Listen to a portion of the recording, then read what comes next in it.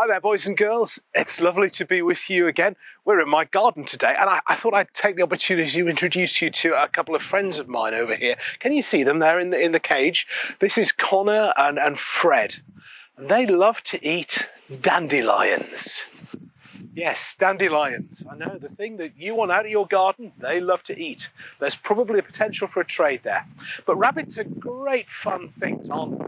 We love to play with them at the end of the day and in the morning. They're God's little gifts to us to enjoy and care for and even to learn from as well. I bet some of you have got lovely pets too. They're great fun, aren't they? The thing is, although pets are great fun, they can also be quite a lot of hassle to look after, can't they? They need cleaning out. We all know that. And I'm sure, children, you love to clean out your pets, don't you?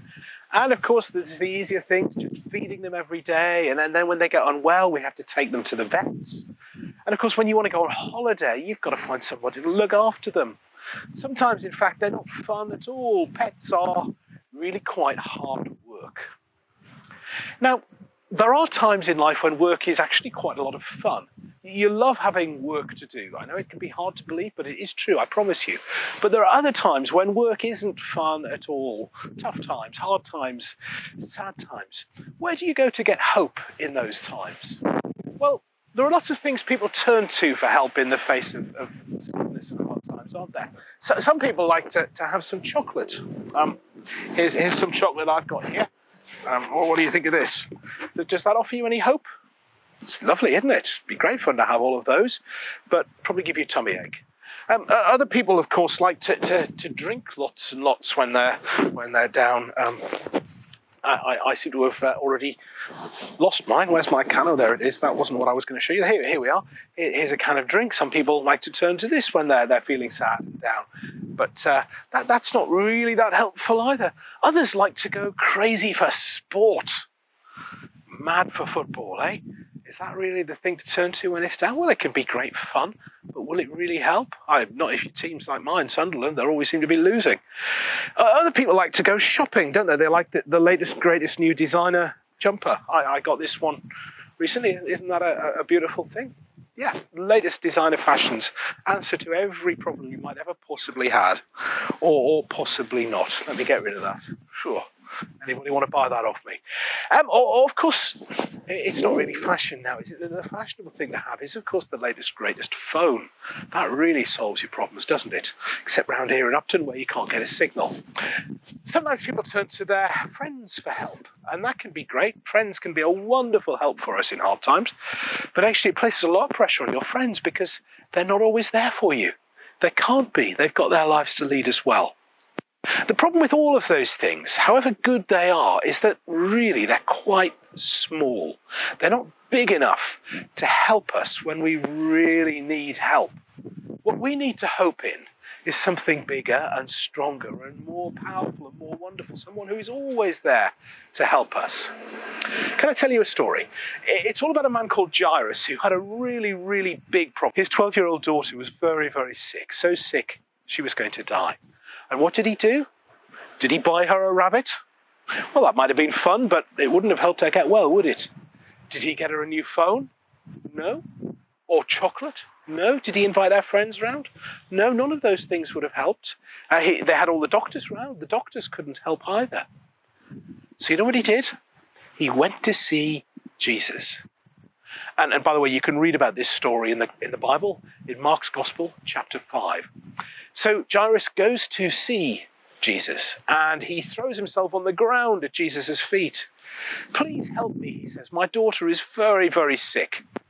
And Jesus agreed to go and help him. He went with him to go to his house. The problem was in those days, of course, they didn't have cars, so they couldn't zoom around quickly. It took a while to get to Jairus' house. And on the way, something very, very sad happened. A messenger came from Jairus' house. And they came up to Jairus and put his arm on Jairus' shoulder and said, Jairus, I've got some very sad news. You don't need to bother Jesus anymore. Your daughter is dead. How awful that must have been for Jairus. I imagine he started crying. And Jesus probably came up to him and said, what's happened, Jairus? What's wrong? And Jairus tells Jesus, my daughter's dead. And Jesus says the strangest thing. He looks Jairus in the eye and he says, "Don't be afraid, trust me about this." And they carried on along the road to Jairus' house. And when they eventually reached Jairus' house, there was a big courtyard outside of it, a garden, and it was full of people, and they were all very, very sad, as you can imagine. They were all crying. It was a very sad scene. And Jesus says to them a really strange thing. He says, "Why are you all so upset? The child isn't dead. She's only sleeping." And you know what the people did? They laughed at him. They thought Jesus was mad and bad and stupid and mean for saying such a thing. So they mocked him. But Jesus took hold of Jairus by the hand, and he grabbed hold of the girl's mum too, and took them both into the house, and they went into the girl's bedroom to see her. And here's what Jesus did. He knelt down by the bed, and he took hold of the girl's hand, and he said to her a funny phrase in Hebrew, Talitha kum, which means, "Little girl, I say to you, it's time to get up." Just like your mummy probably says to you some mornings when she needs to get you up out of bed. And you know what she did? She woke up from death. And she got up and she started walking around. Now Jairus and his wife were stood there looking absolutely amazed. They couldn't believe what they were seeing. And then they realized their daughter is alive. And joy flowed into their hearts. Their sadness left them in an instant. And they were filled with hope. All because they put their hope in Jesus, who is big enough to overcome any problem.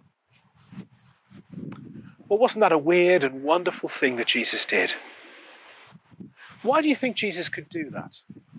Well, unlike food and sweets and drink and fashion and mobile phones and our friends, he's not too small to help us with life's really big challenges. He's bigger than big and stronger than strong. When you need help, when you need hope, he's the one you can trust to rescue you. He's the only one who can really help us. Shall we pray to him now? Father, thank you for giving us Jesus, that he's the one who can rescue us. He can be our hope in any circumstances. Be with everybody who's worried now. Help them to trust in Jesus. Amen. Well, boys and girls, it's been super to be with you again today. Lovely to see you. Thanks for listening in. I do hope you'll come along to some of our breakfast church services, which are starting up again. We had a fabulous Bright Lights party last week, and it was great to see some of you there. We hope we'll see some more of you when Breakfast Church meets again on November the 15th. In the meantime, thanks for listening in.